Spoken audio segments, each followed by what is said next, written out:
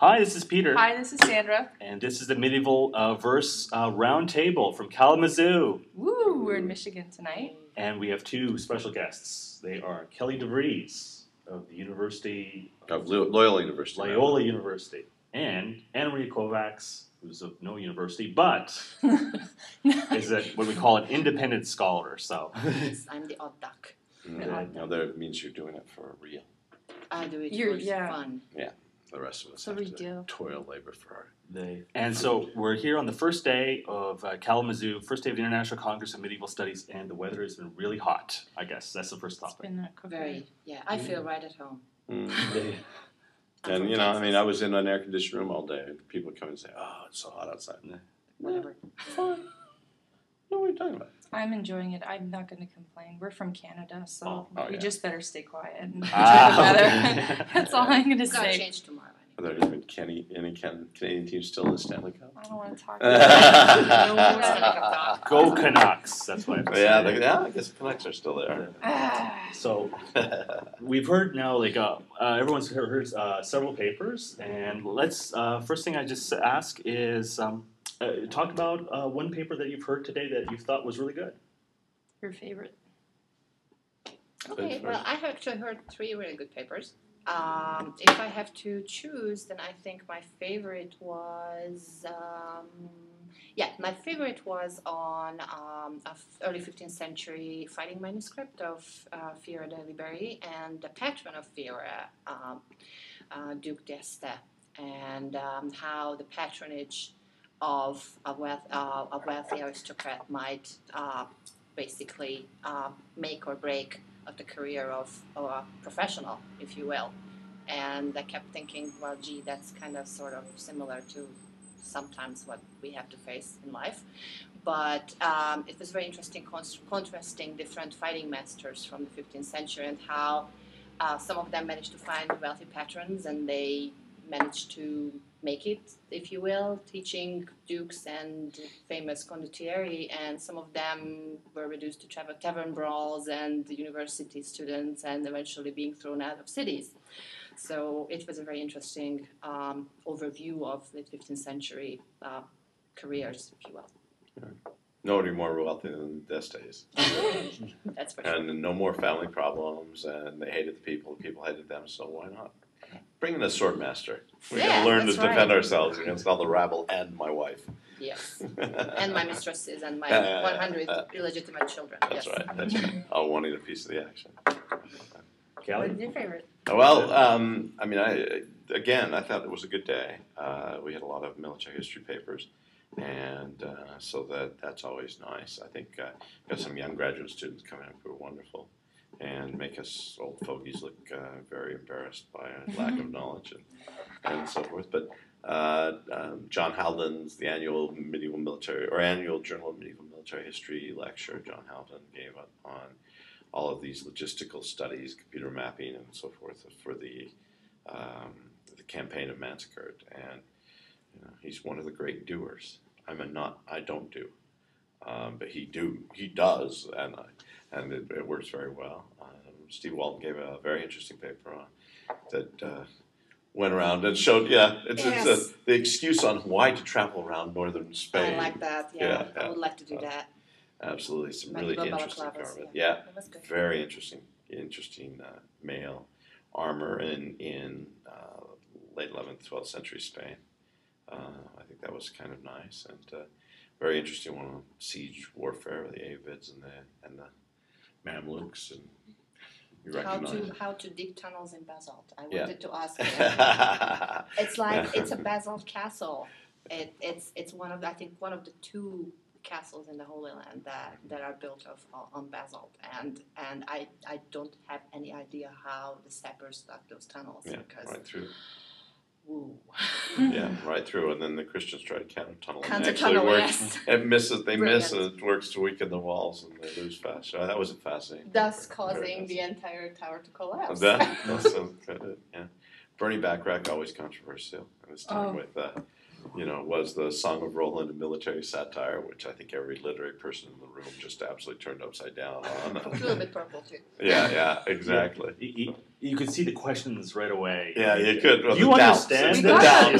We got it on Facebook too. What? That paper, the literature boggled. Someone wrote boggled. Yeah. That was funny.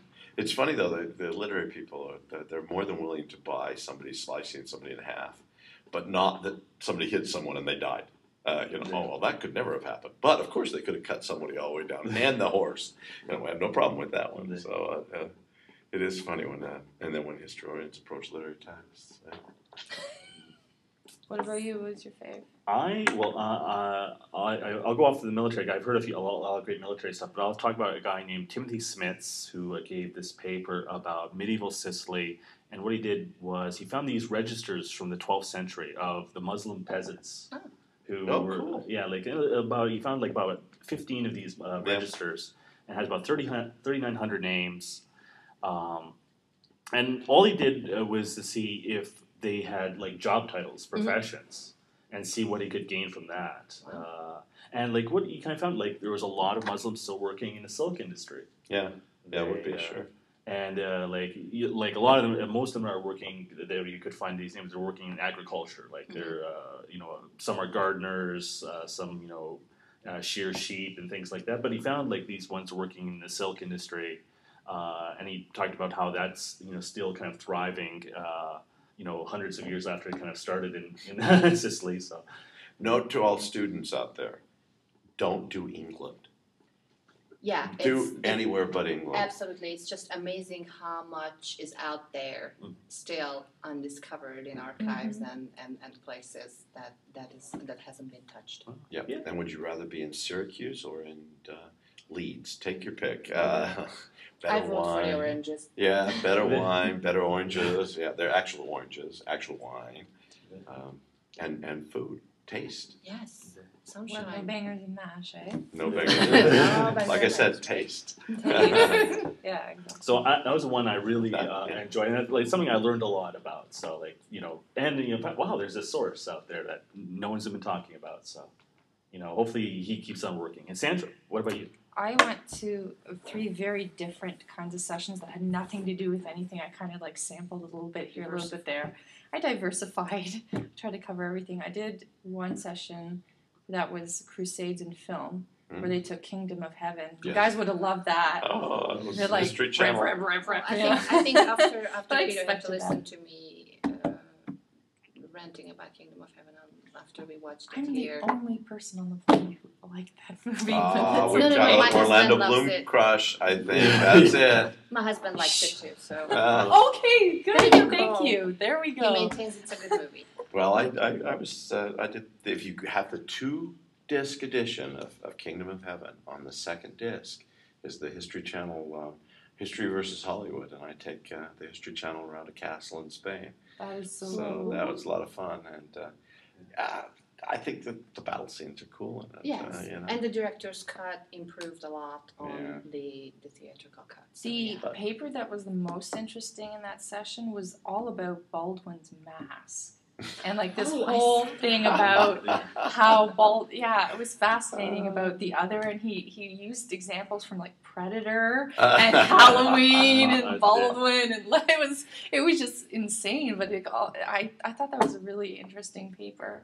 Come to Hollywood, come to Kalamazoo, and not talk about anything medieval. That was a cool mask. It was a very cool mask, and talking about scenes with Reynolds and forcing him to take off his glove and kiss his hand and be all powerful, and the mask thing. I don't know. I thought it was cool. And then I went to a session on Italians and Italian identity, and the best paper from that was actually one on Hungary and Florence. It was about Florentine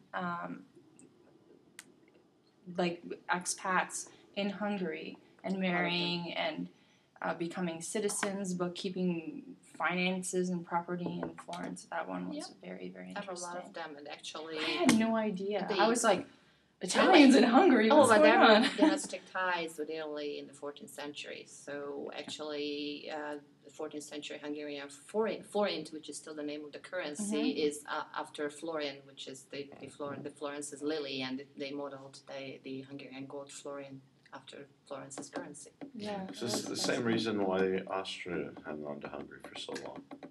Wine, Women. song. And then the first set of papers that I went to were about medicine and healing properties, and it wasn't about so much magic or that these stones were negative, but what they were used for. And they looked at Galen, Pliny the Elder, and all these texts, and and then how they were still used. And in fact, one of the papers, at the end of the paper, she said you can still Google it today, and it's still recommended for like childbirth or, the strange things like if you tie this stone to your arm, it prevents miscarriage. You tie it around your thigh when you're giving birth, and it's supposed to cause no birthing pains, and all these like fascinating things. Yeah, I'll tell you what that stone is, just every woman out there. Just in case, It's like eagle stone or something, and it was very interesting. And then the first paper was about peasants and using their own kind of like pilgrims badges and do-it-yourself reliquaries, or they created these things out of metals, and they put their own stuff in there, their own stones. Sure. Oh, we don't need this. Whatever, put our own stuff in there. It's so funny. I guess so. And then their own amulets and stuff that they had in the home, and I thought it was really fascinating. I had good. It was like the variety was really good. I enjoyed the variety.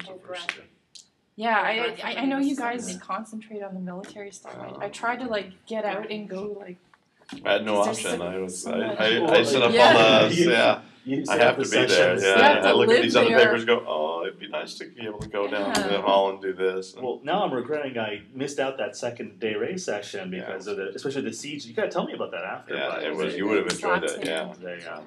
It was. We've got some interesting stuff on military technology out there. There's no doubt. Yeah. So that was kind of nice, and it's always illustrated, which is good. And you're getting new blood. It's not the same old honchos every year battling it out kind of thing. So that's the good thing with these sessions, that there are always new faces besides the familiar ones, and it's every year there are more and more people. Yeah. So that's good. Yeah, you two are like veterans. He is. Peter. He is. I'm a fangirl. I'm a fangirl, yeah. But you've been going to Kalamazoo. We actually, all of us have really been going to Kalamazoo for years and years. And tell us what you like about it and what you think maybe you can improve about it. Well, I mean, this was my 30th year out of 31 years. 24 years ago, my son was born on May 4th. I told my wife, who was in the hospital, I could nip over to Kalamazoo and come back, and she didn't. You no, I absolutely did. It didn't go over well. Despite pain and opiates and all sorts of things, she rose out and pretty well strangled me and sticking around. But otherwise, 31 years. So I keep saying this is going to be the last year in the dorms. It's going to be the last year in the dorms. It's going to be the last year in the dorms. And I'm back in the dorms again. So I don't know. Well, I mean, the conference has improved. The university's gotten bigger. We've got better rooms in other ways. It's funny because there's still sessions that insist on being in the valleys. A day like today, they just sit and sweat because there's no air conditioning. And we get put up in Bernhardt. And it does mean you're walking a half mile or whatever up to Bernhardt. But then there's air conditioning all day, so it works. It was so nice. It was a relief. So that's a good improvement. I think, there's the old people come. I think what's nice about Kalamazoo, I used to describe it as the Kmart of medieval conferences. Now it starts dating me because there is no Kmart essentially right now. It's the Walmart of medieval conferences. But Target. Target, yeah. Target. Yeah. Over here you can get a towel for cheap. Spanish mysticism for cheap on this side. Mm-hmm. But I think that if you're starting out, I gave my first paper as a grad student here. Wow. 30 years ago. And, it's a generous conference for graduate students to come and get their confidence built up, and that's essential. True. That's how I started. You know, I mean, if somebody disagrees, and I made a big factual mistake, I know that shocks everybody out there. Me, I was about to I made a big factual mistake, and somebody came up and kind of nudged me aside and said, "By the way, this is wrong." But you know, it's not open warfare, and so I always say, grad students, come up here and do this and do that. And they always come back and say, "Boy, there's a lot of medievalists in the world." Yeah, you never know It's until you come here. surprising. It's just, you know, you had never been a medievalist until you've seen like 2,500 of us sitting, blurrily looking into our coffees at 7 o'clock in the morning. And what changed this year was that they finally extended the breakfast. 8:30. So now that's the ends until fine thing. 8:30. Because I haven't done it at 8:30 ever. No, I was always there at 7. It's out of habit. But they trimmed the sessions this year, which I found interesting. It was probably necessary because I know that they kind of struggled to give everybody room, and it was probably a prudent decision. I really like how tight it is now. Yeah, I don't. Okay. I kind of like the old stuff. This is, I mean, a couple of years back, they were talking, a new administration came in. They said, "Oh, we've got to cut the session back." I said, "No, you don't." I said, bring everybody in. Doesn't matter if 3 people are in the audience. You know, at least you're giving your paper. You're getting to come. You get to go to the other things, book displays. You get to see other scholars. There's so many generous elderly medieval scholars. I won't say older because that's my category, but elderly. Wiser. No, don't No. ever More confuse with that. experience. No, No, wisdom. the two don't equate. No, Okay, they just never. checking. No, how dare you call me wise? But I like the fact that you can have as many sessions as you can fit into rooms. And they keep saying, "Oh, we got to cut back. We got to cut back." But Well, it's maybe because I'm looking into medieval studies from the outside after being inside for such a long time. But I like the efficiency. I like that it's a little bit. I really like the fact, for instance, that now if you bring an Ethernet cable, you can get into the internet from your room in the dormitories, which used to be the case. Welcome to the 21st century. I like the fact that now you can have evening roundtables on video and posted on places. I like that there is instant feedback on Facebook after presentations, which you were telling us about, and I like the fact that I saw more and more young people. I really noticed a difference from when I started here as a grad student. Yes, when we started first coming back in the mid-90s, it was intimidating. Yes, we were very. like the 2 only young people. We're like, people were saying, "You're an undergrad, you're an undergraduate? How do you know about this?" Yeah. It was almost like why are you here? Now Now it's not like that. And now we have a couple sessions called Papers by Undergraduates. Yes. Now it's exploded. I don't know actually who attends those sessions. Well, a couple of years back, and this year as well, we've got high school students that are coming in. They've heard about it. Yeah. They've got interest. Oh, yeah. I didn't know high school students. And they have projects. High school students, projects. The Ballista project from Kansas, from Olathe High School, that were here a couple of years Olathe ago. North. Yes, I'm sorry, Right, Olathe yes. North. Yeah. I actually Evidently drove big rivalry through if you're in Olathe. Olathe. Yeah, I actually drove through Olathe, so I apologize. Yeah. And it was fantastic. I mean, it was really great. Well, a high school teacher told me today, he says, you guys are lucky, but I look forward to this every year because I get to be, hip deep in scholarship and controversy and interesting people. And tomorrow I have to go back and teach World War I and basic Latin terminology and so forth. So it's a relief, I think. And that's what I like. I mean, modern technology moves on. Kalamazoo certainly has moved on in that regard, but I just like the fact that so many people come for so many different reasons. Yes. One of my colleagues says, "Well, I go to all the performances. I go to all the plays. I get up early. I see my friends, and I go."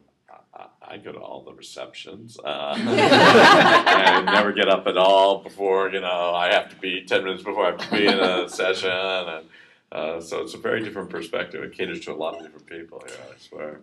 No, that's good. I like that it's more diverse now. And I just find I get that it's good to have all these sessions, but I'm just frustrated because exactly what happened today. I run into the DeVries room. I'm like, Peter, help me pick. I can't pick between two sessions. There's so many sessions now that before it was like cut and dry. I was like, okay, here, and here. And now I'm like struggling because two things are on at the same time always. Yeah.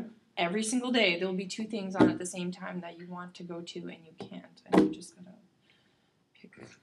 It doesn't really matter. It's getting hard. If there were two sessions, you'd still want to do both of them. So I'm not sure that the cutting down would help. I got the bad. I don't know whether it's going to be a bad experience or a good experience. But tomorrow I've got, or Saturday, a session with a graduate student who's giving a paper on something that I've got a book coming out on next month. Oh, so either I will go in and be incredibly embarrassed that I haven't covered that, or have to go up to him and say, by the way, young man, your dissertation has just been superseded by the book that I've got coming out on the exact same subject. And that's the other thing I really like here, that you can catch up on research of other people really much better than you would. Network. Yeah, and for instance, we had a session where we had two papers from two people who have books coming out in the exact same subject, and it's great because unless you're one of those two people. Yeah, exactly. But I think it's great because there are.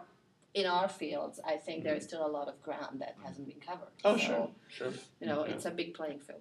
Like you were mentioning to us that you're translating a book, you're translating a chronicle, and it's that's not what I learned here. Is a lot of what the people are working on that's going to be coming out in the next few years, and the kind of research and that's what excites me. Oh, you're working on this. Tell me more about it. Yes, it's really fascinating that being outside of academia, I can catch up with people once a year, and that's here. And I'm really looking forward to it because it's like the thrill of the hunt. Okay, who came out with what this year? What books are available? It's just it's a really great thing. And I can second what you said, Kelly. That grad students should really come and present papers because this is how you get known, and this is how you get hooked, and this is how you might get that advantage that gets you a job, which is a whole other subject. Yeah. Well, and even, you did a lot of, I was a high school teacher today. You just said the same thing about coming here because you get a chance to say it. Hey, I'm on a university where there's 4 medievalists. And, we've got very differing and sometimes contrasting views of various things. And so I come here and I feel the same thing. It's like, from 4 to 2,500. Yeah, 4 to 2,500, and I could find somebody who at least agrees or disagrees with me, and we can have a good discussion. So I think that's one of the things. My colleagues in other fields always are very jealous that I have this group. I mean, they want to go to the American Historical Association or the Southern Historical Association or so forth, and very rarely do they have a chance of having this type of diversity and this type of multidisciplinarity. Yeah, I think this is one of the few conferences that when there is just like you said, it's an interdisciplinary thing, and a lot of the papers that we happen to listen to and listed here having that exact same approach, which is still the minority in medieval studies, but which I think is pretty much the future. So absolutely. Yeah, and well, I mean, it is. Of course, we came out of institutions that didn't even consider themselves to be history or literature or whatever, or medieval studies. So that's a great benefit to see. But where else can you find a historian of the renown and reputation of Bernie Bacharach using the Chronicle or using the Song of Roland as a satire, and watching literature people go pale in the audience. But at least they're literary people to go pale in the audience. Well, Bernie likes to cause debates. Just throw it out there, Sure. And no, it's very interesting ideas that came out from literary people. But just the fact that they're there in the audience, that you can give a paper and you're a historian. And there's somebody out there who says, wait a second, I know this source from a literary perspective, and the contrast and comparison is often very good. Well, we all a lot come from different backgrounds, yet, we can talk about, various issues and talk about just this topic from different points of view, and that really kind of helps and get to know each other. So. Absolutely. So. And be jealous of where people are traveling. Yeah. Yes. Someone's going to Italy. Yeah. Someone's there. And a few Leeds, days. probably. Yeah, a few days. Now, just to finish up, what are you looking forward to over the next couple days? I haven't seen the books yet. Oh, the book sale, right? Well, no, I can't buy any more books. I've got far too many. But, Are you not into yeah. You have a library at home. I'm going to be completely book free this. That's a lie. year, The yeah. lie we tell ourselves every That's right. year. Yes. And Yes. somehow we always manage to bring the credit cards. Yeah. I'm afraid if I did that, the entire academic economy would slow to a halt. Yeah. So. The fifth largest library in North America. Yeah. Challenge Robarts. I'm on a panel on Joan of Arc, roundtable on Joan of Arc. Joan of Arc actually in life, Joan of Arc out of life afterwards. And got a lot of interesting people there. Almost everybody said, "Oh, I want to do this, I want to do that." And I thought to myself, I've got 10 minutes. I'm at the end. I won't have any time. I'll just stand up and say, "She's cool." So to sum it up. Yeah. So until she was burned, she was really cool. Then she was really hot. She was hot, yeah, hot.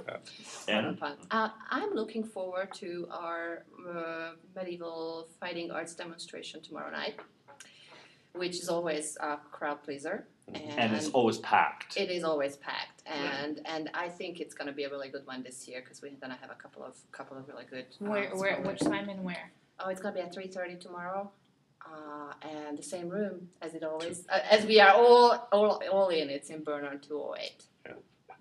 Will it be a fight to the death this time?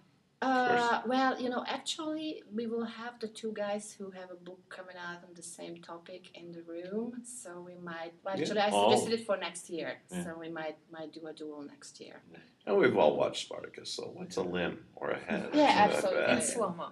Yes, it's slow mo and a lot of blood. Yeah, we get the ketchup from the cafeteria. So I'm looking forward to that one. That's always good every year. And the good part of it is that we're gonna cover the theory beforehand. So we're gonna have the academic stuff before it, and then we're gonna have the sexy stuff. Yeah, sexy fun stuff. Yeah. Sandra? Those papers. I'm not particular about anything. Oh, what about the Dracula? Dracula? There's some kind of I don't know quite what it is yet. It's at the Black Dragon at St. Luke's Episcopal Church. It's going to be music in the time of Vlad the Impaler. So, Peter knows I'm all over that. So I'm like, it's music from the region, so it's probably have a lot of Central and East European music. So I'm looking forward to that. Because I don't really I don't go out for stuff, so now I'm starting to go out. I'm like, can we please do something? Yeah. Other than go back to the room and do this? Yeah. Just don't get impaled. That's the one won't, thing. no. They may sing to you, but if they're putting that stake up, You see the stakes coming out, just watch out. I'm not sure the singing really applies. Have some garlic beforehand. Yeah, garlic. I'll wear some garlic and stuff. Yeah. What about you? Well, I've got my paper that I'm giving Sure. on Saturday, which has been misnamed. Oh, well, they all have. I wrote that. I'm getting older now, guys. Apparently, I'm at University of Toronto, by the way. Can I jump? I'm going to jump up and go, Did woo! I didn't do that. I'm not sure. Well, Did I do that? I think you did. I probably did. Yeah, but so I get to talk about like an assassination attempt. So I'm going to stand up and clap at the end. thank you. Or Just heckle. for Would having you like me to survived. heckle? Well, like no one's read my No paper, hecklers? so like I'm wondering, how people are going to react to it. So You can have hecklers. like it's not like the way I give papers is like all right, here's my story. Oh, they're always very good. They're always very interesting. Oh, those are the best papers. Yeah. I'm just telling my story. Yeah.